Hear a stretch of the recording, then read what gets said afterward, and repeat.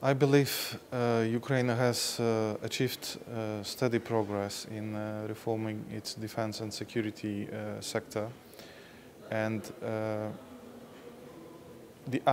aspect that I would like to mention is the fact that for a long time, obviously Ukraine and its security and defense forces concentrated on the challenges stemming from the situation in the eastern parts of the country.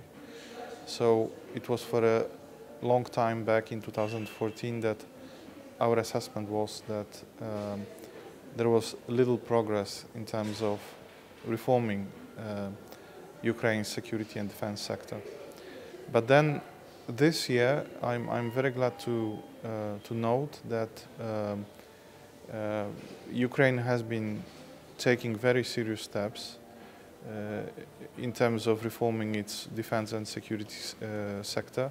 And as a matter of fact, recently Ukraine has produced a major guidance, policy guidance, to provide strategic direction to defense and security sector reform, which are the new national security strategy and the new military doctrine. I think developing and adopting those two key policy documents has been quite a success, especially for the National Security and Defense Council, who were coordinating the work on those two. And I believe those two documents should now provide a very clear guidance to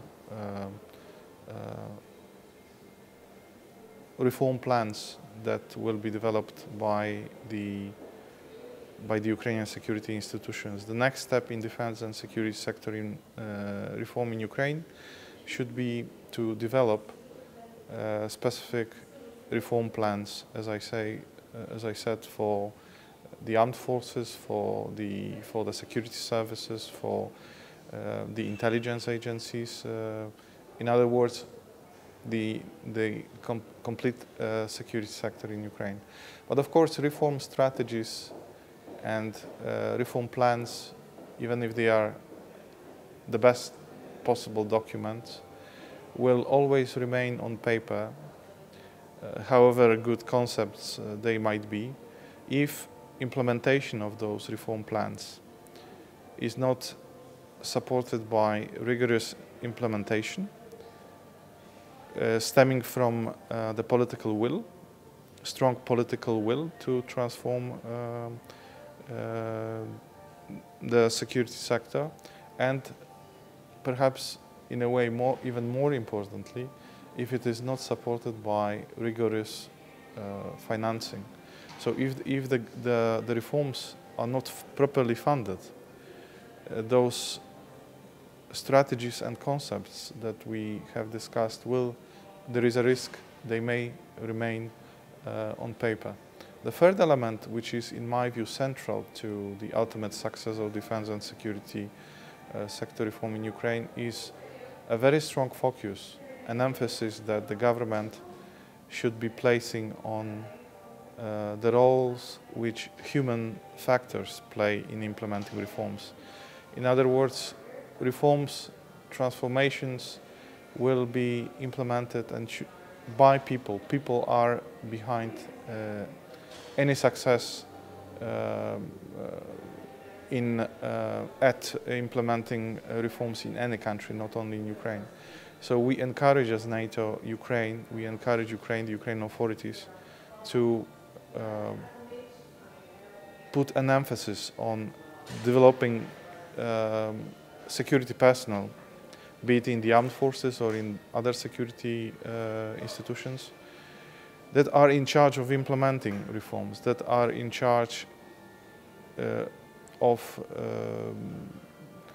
turning all those concepts and strategies into practical implementation. Their skills will be central to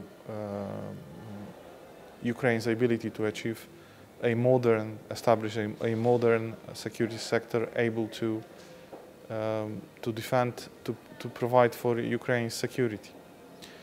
And perhaps the one more element that I would like to turn your attention to is the need to link reform plans in the Ministry of Defense, in the armed forces, in other security institutions, with transformation of the defense industry in Ukraine, which, as we know, belongs to one of the largest defense industries in the world, and which has a tremendous potential in terms of manufacturing various types of weaponry. So, all in all, concepts are there. They have been developed and formulated and adopted. It's already a success in itself. Reform strategies for the individual components of Ukraine's security sector should be the next step. Rigorous implementation of those reform strategies, properly funded implementation, and the people who will be central to how successfully Ukraine is going to implement defense and security sector reform.